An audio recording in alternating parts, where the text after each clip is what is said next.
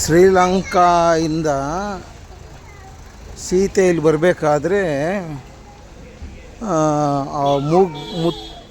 ಮೂಗ್ಬಟ್ಟು ಈ ನದಿಲಿ ಕಾವೇರಿ ನದಿ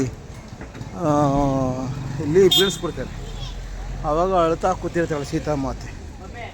ಆವಾಗ ಆಂಜನೇಯ ಬಂದು, ಏನಮ್ಮ ಯಾಕೆ ಅಳ್ತಾ ಇದೆಯಾ? ಇಲ್ಲ, ನನ್ನ ಗಂಡ ಪತಿದೇವರು ಶ್ರೀರಾಮಚಂದ್ರ ನನಗೆ ಮೂಗುತಿ ಕೊಟ್ಟಿದ್ರು, ಅದು ನನಗೆ ಸ್ನಾನ ಮಾಡುವಾಗ ಬಿದ್ದೋಗ್ಬಿಡ್ತು.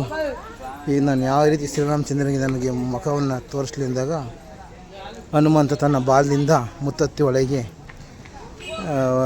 ಬಿಡ್ತಾನೆ. ಸೀತಾಮಾತೆಯ ಮೂಗುತಿಯನ್ನು ಎತ್ಕೊಳ್ತಾನೆ. ಎತ್ಕೊಂಡು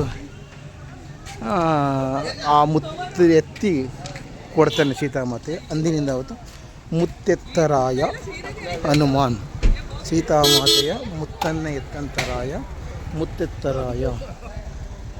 ಪದ್ಮಭೂಷಣ ಡಾಕ್ಟರ್ ರಾಜ್ಕುಮಾರ್ ಅವರು ಇಲ್ಲೇ ಆರೈಕೆ ಮಾಡಿಕೊಂಡು ಈ ವರದಿಂದ ಅವರು ಹುಟ್ಟಿದ್ದು ಎಂಟ್ರೆನ್ಸ್ ಅವರು.